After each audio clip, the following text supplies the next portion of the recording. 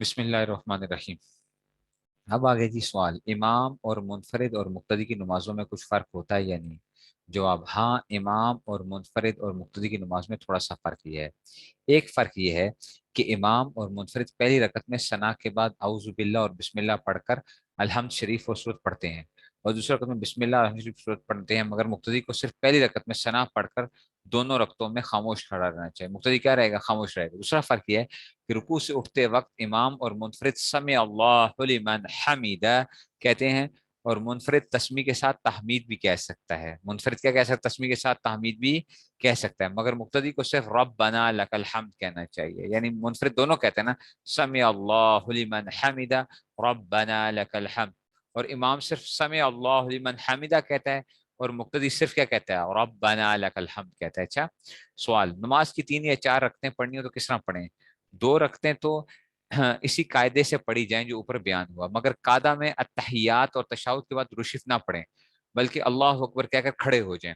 پھر اگر نماز واجب یا سنت یا نفل ہے تو 2 رکعتیں پہلی 2 رکعتوں کی طرح پڑھ لو، اگر واجب یا سنت یا نفل ہے، اور اگر نماز فرض ہے تو تیسری رکعت اور چوتھی رکعت میں الحمد شریف کے بعد سورہ نہ ملائیں، الحمد شریف کا سورت نہ ملائیں، باقی اور سب اس طرح پڑھیں جیسے پہلے 2 رکعتیں پڑھی ہیں۔ یعنی آپ کو پتا ہے کہ فرضوں میں کیا ہوتا ہے، تیسری اور چوتھی رکعت کے اندر صرف سورہ فاتحہ پڑھتے ہیں، سورت نہیں پڑھتے، لیکن اگر کوئی پڑھ جائے تو سجدہ سہو نہیں آتا، سجدہ سہو نہیں آتا اس میں سے، اگر کوئی پڑھ بھی لے گا سجدہ سہو نہیں آئے گا۔ اچھا جی، نماز سنت یا نفل کی 3 رکعتیں بھی پڑھی جاتی ہیں یا نہیں؟ نماز سنت یا نفل کی 3 رکعتیں نہیں ہوتی، 2 یا 4 رکعتیں ہی پڑھی جاتی ہیں۔ رکوع کرنے کا صحیح طریقہ کیا ہے؟ رکوع اس طرح کرنا چاہیے کہ کمر اور سر برابر ہو جائیں، یعنی سر نہ کمر سے اونچا رہے اور نہ نیچا ہو جائے، ٹھیک ہے نا؟ اور دونوں ہاتھ پسلیوں سے علادہ رہیں، دونوں ہاتھ کیا رہیں؟ پسلیوں سے علادہ رہیں، اور اچھا، گھٹنوں کو ہاتھوں سے مضبوط پکڑ لیا جائے، یہ مردوں کے لیے ہے، ٹھیک ہے نا؟ یہ مردوں کے لیے۔ عورتیں تو کیا کرتی ہیں، بس صرف اتنا جھکیں گی جتنا ہاتھ ان کا پہنچ جائے، کہاں تک پہنچ جائے؟ جو ہے نا گھٹنوں تک پہنچ جائے۔ سجدہ کرنے کا ٹھیک طریقہ کیا؟ سجدہ اس طرح کرنا چاہیے کہ ہاتھوں کے پنجے زمین پر رہیں، اور کلائیاں اور کوہنیاں زمین سے اونچی رہیں، اور پیٹھ رانوں سے علادہ رہے، اور دونوں ہاتھ پسلیوں سے الگ رہیں، یہ بھی مردوں کے لیے ہے، ٹھیک ہے نا؟ تو وہ آ جائے گا۔ عورتوں کی نماز کا میں بھیجوں گا۔ نماز کے بعد انگلیوں پر شمار کر کے کیا پڑھتے ہیں؟ سبحان اللہ 33 بار، الحمد للہ 33 بار، اللہ اکبر 34 بار پڑھنا چاہیے۔ اس کا بہت بڑا ثواب ہے، اس کو تسمیہ فاطمی کہتے ہیں، ٹھیک ہے؟ تو تعلیم اسلام کا پہلا حصہ کیا ہو گیا؟ مکمل ہو گیا، واہ! تعلیم الاسلام کا پہلا حصہ 4 میں سے ہم نے کیا کر لیا ہے؟ ایک حصہ پڑھ لیا ہے، ٹھیک ہے نا؟ ایک حصہ پڑھ لیا۔ اچھا جی، اب کہتے ہیں جناب علی، تعلیم اسلام حصہ دوم کا پہلا شعبہ تو یہ تھا تعلیم اسلام، ہاں، تعلیم الایمان یا اسلامی عقائد آ گئے۔ اب آگے دوسرا حصہ، بسم اللہ الرحمن الرحیم۔ اسلام کی بنیاد کن چیزوں پر ہے؟ اسلام کی بنیاد 5 چیزوں پر ہے۔ وہ کیا ہیں؟ وہ 5 چیزیں جن پر اسلام کی بنیاد ہے، وہ کیا ہیں؟ وہ 5 چیزیں یہ ہیں: اول کلمہ طیبہ یا کلمہ شہادت کے مطلب کو دل سے ماننا اور زبان سے اقرار کرنا، ٹھیک ہے نا؟ یعنی لا الہ الا اللہ یا اشہد ان لا الہ الا اللہ و اشہد ان محمد رسول، ٹھیک ہے؟ تو یہ جو ہے اس میں سے محمد عبدہ و رسول، یہ آ گیا، ٹھیک ہے نا؟ دوسرے نماز پڑھنا، دوسری چیز کیا ہے؟ نماز۔ تیسرے زکوٰۃ دینا، چوتھی رمضان شریف کے روزے رکھنا، اور 5ویں حج کرنا۔ یہ کیا ہے؟ اسلام کے بنیادی جو وہ تھے نا ستون، پلرز جو ہیں۔ کلمہ طیبہ کا کیا معنی ہے؟ کلمہ طیبہ یہ ہے، اس کا مطلب یہ ہے لا الہ الا اللہ محمد رسول اللہ، اللہ تعالیٰ کے سوا کوئی بات کے لائق نہیں، اور محمد صلی اللہ علیہ وسلم اللہ کے بھیجے ہوئے رسول ہیں۔ کلمہ شہادت کیا معنی ہے؟ کلمہ شہادت یہ ہے، ٹھیک ہے نا، اشہد ان لا الہ الا اللہ اشہد ان محمدا عبدہ ورسولہ، گواہی دیتا ہوں اس بات کی کہ اللہ تعالیٰ کے سوا کوئی بات کے لائق نہیں، اور گواہی دیتا ہوں کہ اس بات پر وسلم اللہ تعالیٰ کے بندے اور رسول ہیں۔ اچھا جی، کیا بغیر معنی اور مطلب سمجھے سے زبان سے کلمہ پڑھنے سے آدمی مسلمان ہوتا ہے؟ نہیں، بلکہ معنی سمجھ کر دل سے یقین کرنا اور زبان سے اقرار کرنا ضروری ہے، یعنی دل سے پتہ ہونا چاہیے۔ ایک آدمی صرف ویسے ہی عربی کے اندر لا الہ الا اللہ پڑھ جاتا ہے، اس کو پتہ نہیں ہے، تو یہ مسلمان نہیں ہوگا، مسلمان نہیں ہوگا۔ مسلمان کیا ہوگا کہ دل سے اس بات کو واقعی کیا ہو جائے، کہ اس کو پتہ چل جائے کہ اس کا مطلب کیا ہے لا الہ الا اللہ جو ہے نا، ٹھیک ہے؟ تو اس کو اقرار ضروری ہے۔ دل سے یقین اور زبان سے اقرار کرنے کو کیا کہتے ہیں؟ اس کو ایمان لانا کہتے ہیں۔ دل سے یقین کرے، زبان سے اقرار کرے، اس کو ایمان لانا کہتے ہیں۔ گونگا آدمی زبان سے اقرار نہیں کر سکتا، اس کا ایمان لانا کیسے معلوم گا؟ اس کے لیے قدرتی مجبوری کی وجہ سے اشارہ کر دینا کافی سمجھا جائے گا، یعنی وہ اشارے سے یہ ظاہر کر دے کہ خدا تعالیٰ ایک اور خدا تعالیٰ کے پیغمبر ہیں۔ مسلمانوں کو کتنی چیزوں پر ایمان لانا ضروری ہے؟ 7 چیزوں پر، جن کا ذکر اس ایمان مفصل میں ہے۔ 7 چیزیں ہم پڑھ چکے ہیں نا، آمنت باللہ، کلموں کی اچھا جی، تاریخ بتا دیں، یہ کس بنائے ایٹسیٹرا، یہ بس الفاظ دیکھتے ہوئے، حدیث کے اندر دیکھتے ہوئے. حدیث میں نے پہلے بھی عرض کیا تھا کسی جگہ نہیں لکھے گا یہ پہلا کلمہ، یہ دوسرا کلمہ، یہ تیسرا کلمہ، یہ چوتھا کلمہ، یہ پانچواں، یہ چھٹا، ایسا کہیں نہیں لکھا ہوا ہوگا. ٹھیک ہے نا. یہ علماء نے کیا کیا، مختلف اس کے معنی کو دیکھتے ہوئے اچھے اچھے میننگ سے انہوں نے کیا کر لیا، اس کے جمع کر کے ان کا کہا کہ بھی یہ کیا کرنا چاہیے مسلمان کو، یہ 6 چیزیں کم از کم پتہ ہونی چاہیے. 6 کلمے جو ہے اس میں سے کہا دیا 7 چیزوں کو جس کے مقصد آمن تو باللہ، میں ایمان لایا پر، و ملائکتی فرشتوں پر، وہ کتب اس کی کتابوں پر، وہ رسولی اور اس کے رسولوں پر، والیوم الآخر قیامت کے دن پر، والقدر خیری و شری من اللہ تعالی، اور اچھی اور بری تقدیر اللہ تعالیٰ کی طرف سے، والبعث بعد الموت، اور اس بات پر کہ مرنے کے بعد دوبارہ زندہ ہونا ہے. اچھا خدا تعالیٰ سارے مسلمانوں کے عقیدے. سوال، خدا تعالیٰ سے مسلمانوں کے کیا عقیدے رکھنے چاہیے؟ خدا تعالیٰ ایک ہے، خدا تعالیٰ ہی عبادت اور بندگی کے لائق ہے، اس کے سوا کوئی بندگی کے لائق نہیں، اس کا کوئی شریک نہیں. اللہ اکبر. اچھا بچوں، ایک تو ہے نا کہ الفاظ کو پڑھنا ہوتا ہے، اور ایک ہے کہ الفاظ کو اپنے اندر رچا بسا لینا ہوتا ہے. ٹھیک ہے نا. تو یہ بات یاد رکھ لینا، الفاظ کو پڑھنا اور چیز ہوتی ہے، اور الفاظ کو اپنے اندر رچا بسا لینا یہ اور چیز ہوتی ہے. دیکھو ہم کہتے ہیں جیسے کہ جو ہے نا خدا تعالیٰ ہی بندی لائق، اس کا کوئی بندی لائق نہیں، اس کو کوئی شریک نہیں. ٹھیک ہے نا. تو وہی رزق دیتا ہے، وہ سارا کچھ کرتا ہے، لیکن ہم یہ کیا کرتے ہیں، ہم زبان سے کہہ رہے ہوتے ہیں، ہمارے دل میں رچا بسا نہیں ہوتا بیسیکلی، وہ توکل ہمارے اندر نہیں ہوتا ہے. ٹھیک ہے نا. تو وہ توکل آنا بہت ضروری ہے، وہ توکل آنا بہت ضروری ہے. اور وہ اس طرح جو ہے نا یہ پڑھنے سے صرف نہیں آتا ہے کہ آپ کو ہم نے کیا کرنی ہے، یہ الفاظ پڑھ لیے ہیں تو بس اب ہمیں آ گیا ہے. ٹھیک ہے نا. یہ ایسا نہیں آتا، یہ اللہ والوں کے پاس سے بندے کو ملتا ہے یہ چیزیں جو ہوتی ہیں. تو ان کے رگ و ریشے کے اندر کیا ہوتا ہے، وہ توکل اور وہ ساری چیزیں ان کے اندر شرائط کی ہوئی ہوتی ہیں. جب آپ ایسے بندوں کے ساتھ بیٹھتے بھی ہو نا تو ادھر کیا آپ محسوس کرتے ہو، آپ کے اندر کیا ہوتی ہے، وہ ایمان کا لیول بننے کا بڑھنا شروع ہو جاتا ہے. ایمان کا لیول کیا ہوتا ہے، بڑھنا شروع ہوتا ہے. بزرگوں کی باتیں سننے سے، بزرگوں کی کتابیں پڑھنے سے، بزرگوں کے پاس آنے جانے سے یہ کیا چیزیں پیدا ہوتی ہیں انسان کے اندر. ٹھیک ہے نا. کیونکہ ان کے کیا ہوتا ہے، انہوں نے ایک وہ اپنے اندر جیسے دیکھو، ایک ہے کہ آپ کو پتا ہے کہ جناب گاڑی کو ٹھیک کیسے کرنا ہے. ٹھیک ہے نا. ایک ہے گاڑی کو ٹھیک کرنا کیسے، آپ کو پریکٹیکلی پتا ہے جی. چلو چھوڑو گاڑی کو، چھوڑو آپ کو. ایک ہے مجھے پتا ہے کہ جناب کھانا کیسے، روٹی بنتی کیسے ہے.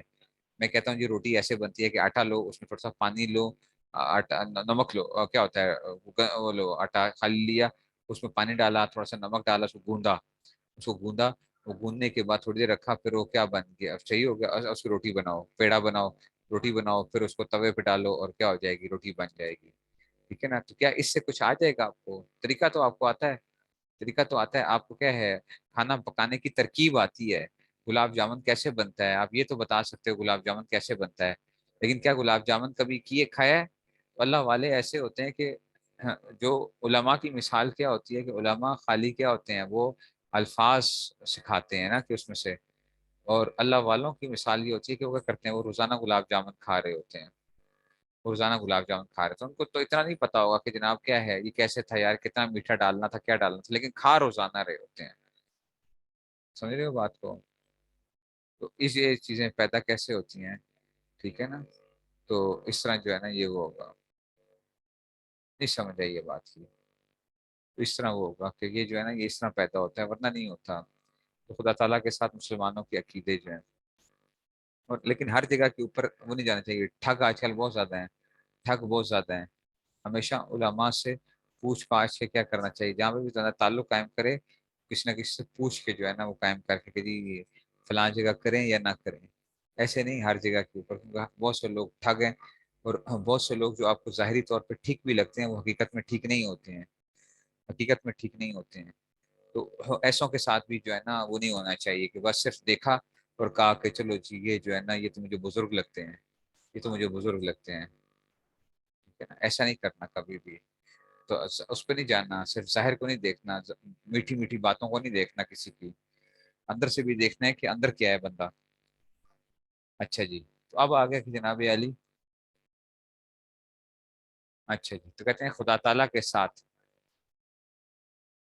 تو اب آگے جی خدا تعالیٰ کے ساتھ مسلمانوں کے عقیدے آ گیا. خدا کے ساتھ مسلمانوں کو کیا عقیدے رکھنے چاہیے. خدا تعالیٰ ایک ہے، خدا تعالیٰ ہی عبادت اور بندگی کے لائق ہے، اور اس کے سوا کوئی بندگی کے لائق نہیں ہے، اس کا کوئی شریک نہیں ہے. ٹھیک ہے نا. اب جب اس کو کوئی شریک نہیں ہے تو آپ کا عقیدہ کیا ہو جانا چاہیے، کتنا مضبوط ہو جائے، یہ توحید اتنی وہ ہو جائے کہ اس کا مطلب ہے غیر اللہ سے میری امیدیں بھی کیا نہیں ہونی چاہیے، کوئی نہیں ہونی چاہیے. پھر جب اس کو کوئی شریک ہی نہیں ہے تو کیا ہے کرے گا کام کون کرے گا؟ اللہ کرے گا، اللہ، ٹھیک ہے نا؟ وہ ہر بات کو جانتا ہے، کوئی چیز اس سے پوشیدہ نہیں، وہ بڑی طاقت اور قدرت والا ہے، اس کی کیا ہے طاقت ہے، قدرت ہے، اس نے زمین و آسمان، چاند سورج ستارے فرشتے آدمی جن غرض تمام جہان کو پیدا کیا، اور وہی تمام دنیا کا مالک ہے۔ نمبر 7، وہی مارتا ہے، وہی جلاتا ہے۔ جلاتے کا مطلب ہے کہ جلانے کا مطلب کیا ہے کہ وہی زندہ کرتا ہے، اچھا جلانا یہ پرانی اردو ہے، اچھا وہی مارتا ہے اور وہی کیا کرتا ہے جلاتا ہے، یعنی وہی زندگی اس موت کے حکم سے ہوتی ہے، وہی تمام مخلوق کو، اب دیکھو اس کا مطلب ہے کہ وہی مارتا ہے وہی جلاتا ہے۔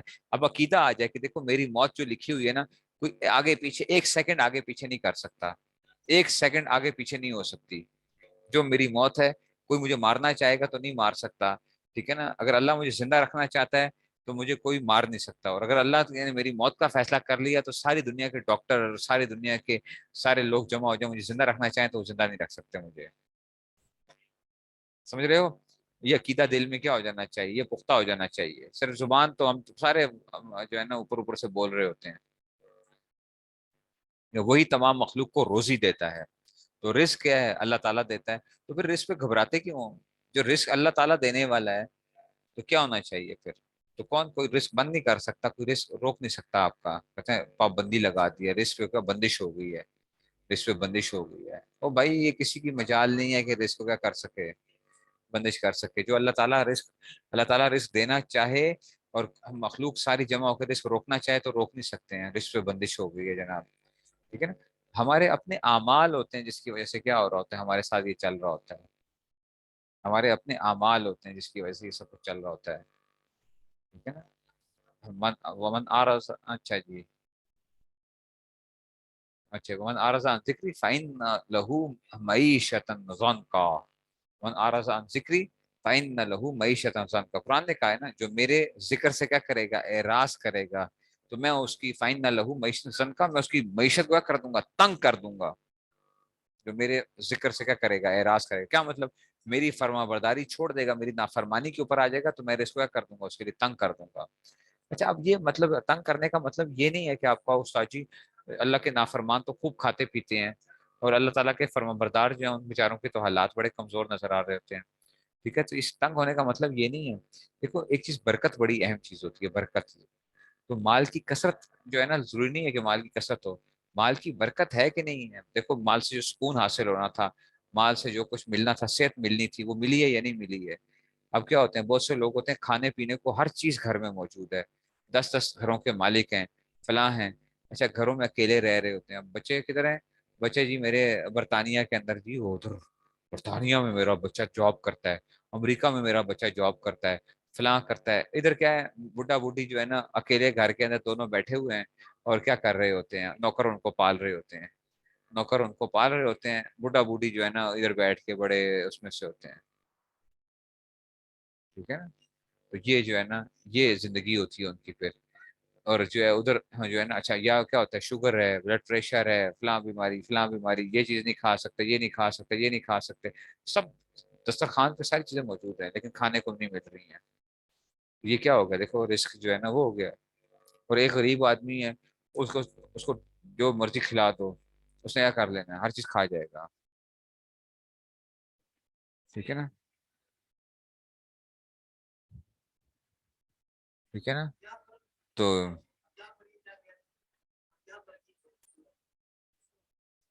ٹھیک ہے نا؟ تو یہ جو ہے نا اس میں سے آ گیا، بات سمجھ میں آئی ہے؟ تو اس لیے یہ جو ہے نا یہ بڑی ایک اہم چیز ہے کہ اللہ تعالیٰ سے ہمیشہ کیا مانگا کرو، ہمیشہ برکت مانگا کرو، خیر و عافیت مانگا کرو، پیسے کی کثرت ہونا کوئی وہ نہیں ہے، ساری دنیا کیا ہے یہ پاگل پن ہے، یہ پاگل پن ہے کہ پیسہ ہو جائے گا نا تو پتہ نہیں ہم کیا بن جائیں گے، ہم نے ان لوگوں کو دیکھا ہے کہ جن کی کیا ہے پتہ نہیں کیا کچھ ہے، ٹھیک ہے نا؟ تو ہم نے ایسے ایسے لوگوں کو دیکھا ہے کہ جن کی ہاں، میں نے دینداروں کو بھی دیکھا ہے، ظاہری دینداروں کو، لیکن کیا ہوتے ہیں دل سے کیا ہوتے ہیں انتہائی پریشان ہوتے ہیں، ٹھیک ہے نا؟ دل سے کیا ہوتے ہیں انتہائی پریشان ہوتے ہیں، کیوں پریشان ہوتے ہیں؟ کیونکہ کیا ہوتے ہیں وہ کر رہے ہوتے ہیں، حقیقت میں کیا ہوتے ہیں دین، ہم نے دین کا لبادہ اڑا ہوا ہوتا ہے، دین کا لبادہ ہے، ہم دیندار ہوتے نہیں ہیں، اس وجہ سے کیا ہیں، ٹھیک ہے نا؟ تو ہمیں جو ہے نا دین کا لبادہ جو ہے نا یہ بڑی خطرناک چیز ہے، کہ ظاہری طور پہ آپ نے دین وہ کر لی ہے، اندر سے وہ نہیں ہے، تو اب کیا رہو گے، پریشان رہو گے۔ حقیقی دیندار جب تک نہیں بنو گے اس وقت تک کیا رہو گے؟ یہ جو لوگ بڑا مال کھا جاتے ہیں جناب، حرام کھا رہے ہیں، ادھر سے کھا رہے ہیں ادھر سے کھا رہے ہیں، یہ چیز ہو گئی فلاں ہو گیا، ان کی زندگیوں کو دیکھیں جا کے کہ اندر سے کتنی پریشانیاں ان کے اندر جو ہے۔ لوگ جو ہیں بجلی چوری ہو رہی ہے جی، گیس چوری ہو رہی ہے، فلاں ہو رہا ہے، بڑے خوشی سے بیٹھے ہوئے، میں نے خود کئی لوگوں کو جانتا ہوں جی، 24 24 گھنٹے کیا ہوتے ہیں اے سی کے اندر رہتے ہیں، 24 24 گھنٹے اے سی میں رہتے ہیں، ٹھیک ہے نا، ہر وقت کیا ہے اے سی چل رہا ہے، آپ کا 24 گھنٹے کیسے آتے ہیں، دو دو تین تین لائنیں لگی ہوئی ہوتی ہیں، ایک جگہ بجلی جاتی ہے دوسری جگہ چل جاتی ہے، دوسری جگہ جاتی ہے تیسری جگہ چل جاتی ہے، اور بجلی چوری ہو رہی ہے، بڑے مزے سے بیٹھ کے کیا کر رہے ہیں، لیکن زندگیوں میں آپ قریب سے دیکھتے ہیں تو آپ کیا کریں گے، آپ بھاگیں گے، دیکھ کے بھاگ جائیں گے، آپ کہیں گے کہ یار یہ اتنی جو ہے نا وہ ہے، پریشانیاں ہیں، سب کچھ ہے، ٹھیک ہے۔ حقیقی دیندار وہی ہوتا ہے جو کہ کیا ہوتا ہے، جو دل سے دیندار بنتا ہے، اوپر سے دین کا لبادہ نہیں اوڑھتا صرف، حقیقی دیندار وہ ہوتا ہے جس کے دل کے اندر کیا ہوتا ہے، واقعی دین سے رائت کیا ہوا ہوتا ہے، جس کو پتا ہوتا ہے کہ دین کیا ہے دل کے اندر۔ اور جو بندہ کیا ہوتا ہے، جو گڑبڑ ہوتا ہے نا، وہ کیا ہوتا ہے، وہ ہمیشہ ساری دنیا سے ڈرتا ہے، یہ یاد رکھ لو، اچھا؟ آپ اگر گڑبڑ کرتے ہیں نا تو آپ کو ہمیشہ ڈر لگے گا، آپ ڈرو گے، یار یہ فلاں آدمی کیا کر دے گا، یہ میرے کہیں پول نہ کھول دے، میرے راز نہ کھول دے، فلاں نہ کھول دے، تو ہر وقت ڈرتے رہتے ہیں یہ جو ہے نا لوگ جو ہوتے ہیں۔ اور جو بندہ کیا ہوتا ہے جس میں کوئی وہ نہیں ہوگا، جس بالکل صاف ستھرا ہے، بالکل نہ اندر سے اور باہر سے ایک وہ نہیں، منافق نہیں ہے، وہ کیا رہتا ہے، اس کو کوئی پرواہ نہیں ہوتی ہے کسی چیز کے اندر سے، وہ کیا ہوتا ہے، وہ بڑی بڑی اس کے اندر،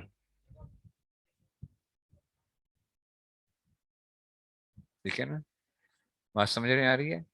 اس لیے یہ اپنے اندر وہ پیدا کرو، میں اس لیے آپ لوگوں کو کہتا ہوتا ہوں کہ ظاہر اور باطن کو کیا کرو، اپنے یہ تکلفات کو چھوڑ دو، تکلفات، اور یہ جو ہے نا یہ ساری لوگوں کو نظر آنا کچھ اور، اندر سے کچھ اور، ٹھیک ہے نا۔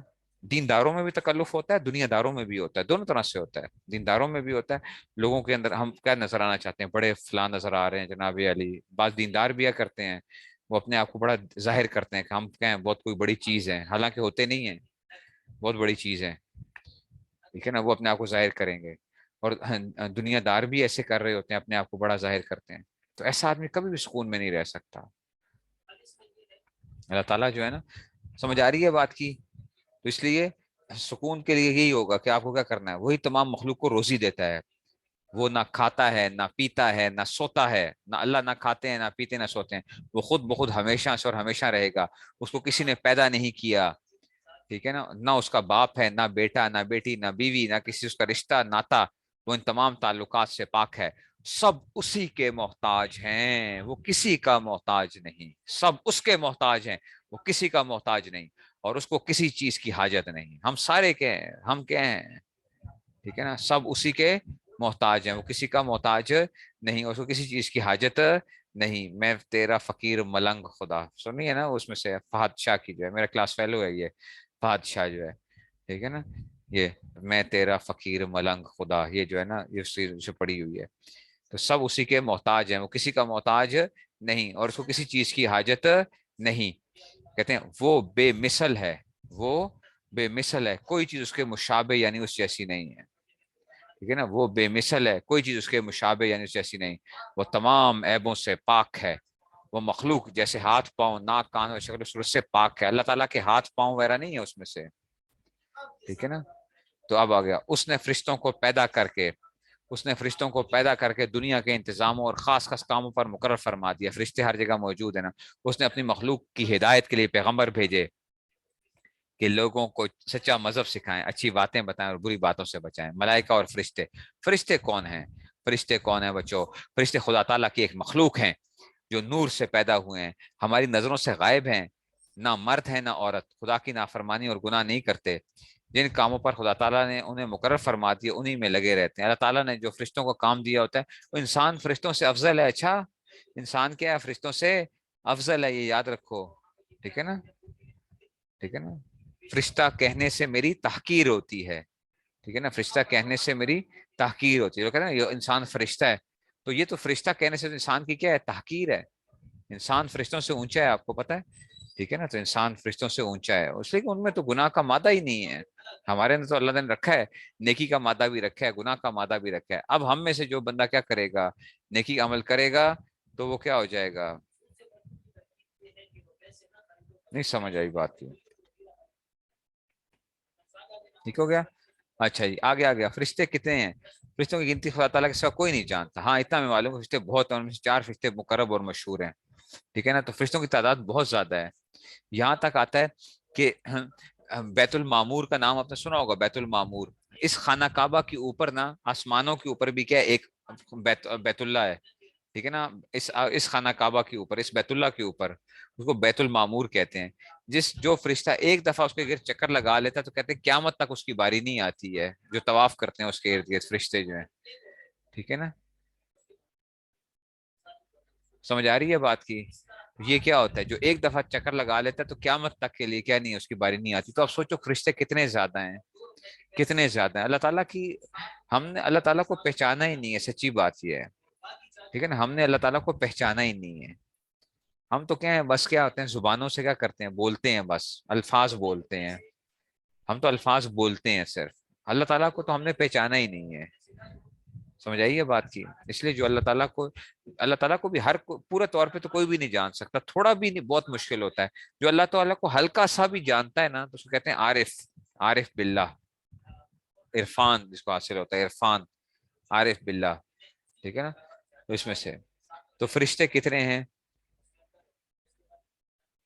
ٹھیک ہے نا، بیت المعمور، معمور، میم عین، میم واو، ٹھیک ہے نا، بیت المعمور، اب آ گیا فرشتوں کی گنتی کتنی ہے، اچھا جی اب آ گیا جی، فرشتوں کی گنتی خدا تعالیٰ کے سوا کوئی نہیں جانتا، اچھا جی مقرر اور مشہور فرشتے کون سے ہیں، اول حضرت جبریل علیہ السلام، جو خدا تعالیٰ کی کتابیں، ٹھیک ہے نا، یہ لفظ بچوں، یہ جبرائیل پڑھنے کی بجائے، جبرائیل پڑھنے کی بجائے نا بہتر لفظ کیا ہے، جبریل پڑھا کرو، اچھا، جبریل پڑھنا لفظ بہتر ہے، جبریل، ٹھیک ہے نا، جبریل قرآن کا بھی لفظ ہے نا، جبریل، ٹھیک ہے، تو جبریل پڑھنا بہتر ہے، اچھا، اول حضرت جبریل علیہ السلام، جو خدا تعالیٰ کی کتابیں اور احکام اور پیغمبروں کے پاس لاتے ہیں، اس کے اندر مختلف طریقے ہیں پڑھنے کے، جبرائیل، ٹھیک ہے نا، اس کے مختلف الفاظ پڑھنے کے طریقے ہیں، لیکن میں نے کہا آپ جبریل پڑھا کرو، جبریل زیادہ بہتر ہے، اول حضرت جبریل علیہ السلام، جو خدا تعالیٰ کی کتابیں اور احکام اور پیغمبروں کے پاس لاتے ہیں، دوسرے حضرت اسرافیل علیہ السلام، جو قیامت میں سور پھونکیں گے، حضرت اسرافیل نے اپنے منہ میں بگل جو ہے نا، وہ سینگ کی شکل کا ایک وہ ہے، ٹھیک ہے نا، سور، اس کو سواد واو سور جو ہے نا، یہ بگل ہوتی ہے،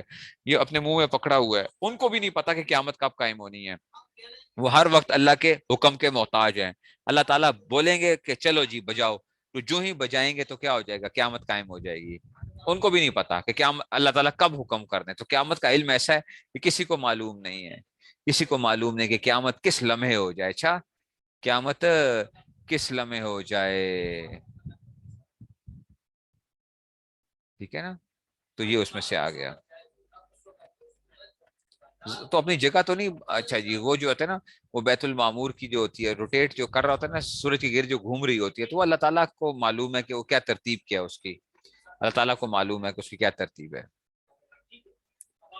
وہ بات نہیں سمجھ آئی ہے، تیسرے میکائیل علیہ السلام، جو بارش کا انتظام کرنے اور مخلوق کو روزی پہنچانے کے لیے کام کا مقرر، میکائیل، بارش کا انتظام اور مخلوق کو روزی، اور چوتھے حضرت اسرائیل، جو مخلوق کی جان نکالنے پر مقرر ہے، حضرت اسرائیل علیہ السلام، جو مخلوق کی جان نکالنے پر مقرر ہیں، لیکن ایک بات بتاتا چلوں، حضرت اسرائیل علیہ السلام کے بارے میں کہ جی جان نکالتے ہیں، مفتی رشید صاحب رحمۃ اللہ علیہ کراچی والے تھے، وہ کہتے تھے کہ دیکھو موت کا فرشتہ ملک الموت جو ہے نا، یہ کسی جگہ نہیں آیا کہ وہ اسرائیل ہیں، وہ اس کو وہ نہیں کہتے، وہ کہتے ہیں ملک الموت کا لفظ آتا ہے، ملک الموت، ملک الموت کا کیا مطلب، موت کا فرشتہ، لیکن ہم عام طور پہ سارے یہی پڑھتے ہیں کہ حضرت اسرائیل علیہ السلام کیا ہے، موت کے جو فرشتے ہیں، ملک الموت کون ہے، حضرت اسرائیل علیہ السلام ہے، حضرت اسرائیل علیہ السلام، خدا تعالیٰ کی کتابیں، خدا تعالیٰ کی کتابیں کتنی ہیں، خدا تعالیٰ کی چھوٹی بڑی بہت سی کتابیں پیغمبروں پر نازل ہوئیں، مگر بڑی کتابوں کو کتاب اور چھوٹی کتابوں کو صحیفے کہتے ہیں، 4 کتابیں مشہور ہیں، 4 کتابیں کیا ہیں، مشہور ہیں، تورات یا کہہ لو یا توریت کہہ لو، دونوں کہہ سکتے ہیں، تورات کہہ لو، ٹھیک ہے نا، تورات، تورات کہہ لو یا توریت، قرآن کا لفظ کیا ہے، تورات ہے نا، ٹھیک ہے نا، تورات، جو حضرت موسیٰ السلام پر نازل ہوئی ہے، زبور، جو داؤد علیہ السلام پر نازل ہوئی، انجیل جو عیسیٰ علیہ السلام پر نازل ہوئی، قرآن مجید جو ہمارے پیغمبر صلی اللہ علیہ وسلم پر نازل ہوا. ٹھیک ہے نا، سمجھ آ رہی ہے بات کی؟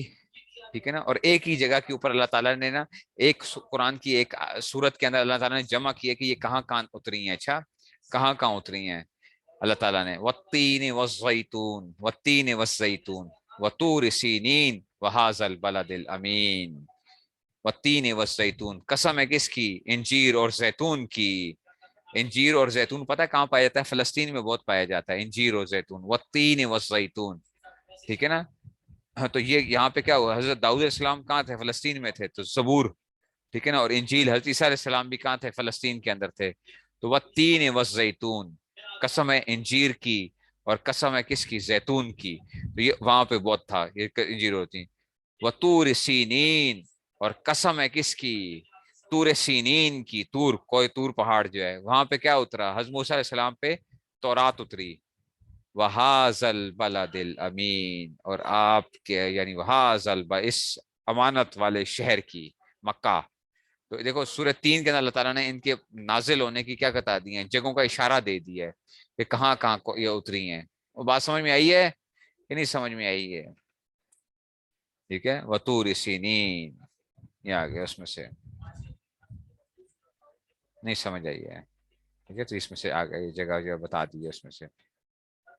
اب آ گیا جی، تو اس میں سے آ گیا. صحیفے کتنے ہیں؟ ٹھیک ہے نا. صحیفے کتنے کن پہ نازل ہوئے؟ صحیفوں کی تعداد معلوم نہیں ہے. صحیفوں ہاں کچھ صحیفے آدم علیہ السلام پر اور کچھ حضرت شیس علیہ السلام پر اور کچھ حضرت ابراہیم علیہ السلام پر نازل ہوئے. ان کے علاوہ اور بھی صحیفے ہیں جو بعض اور پیغمبروں پر نازل ہوئے ہیں. ٹھیک ہے نا. بات سمجھ میں آئی ہے؟ قرآن کریم کے اندر پیغمبروں کا کتنے پیغمبروں کا نام ہے؟ 26 پیغمبروں کا نام ہے. اچھا، ٹھیک ہے نا. 26 پیغمبروں کا اللہ تعالیٰ نے نام ذکر کیا قرآن کے اندر. ٹھیک ہے نا. 26 پیغمبروں کے نام بتائے ہیں، باقیوں کا نام نہیں ذکر کیا قرآن کے اندر جو ہے. ٹھیک ہے نا. تو یہ کچھ وہ ہوں گے، وہ آپ کو پڑھیں گے انشاءاللہ. یہ سمجھ آئی بات کی.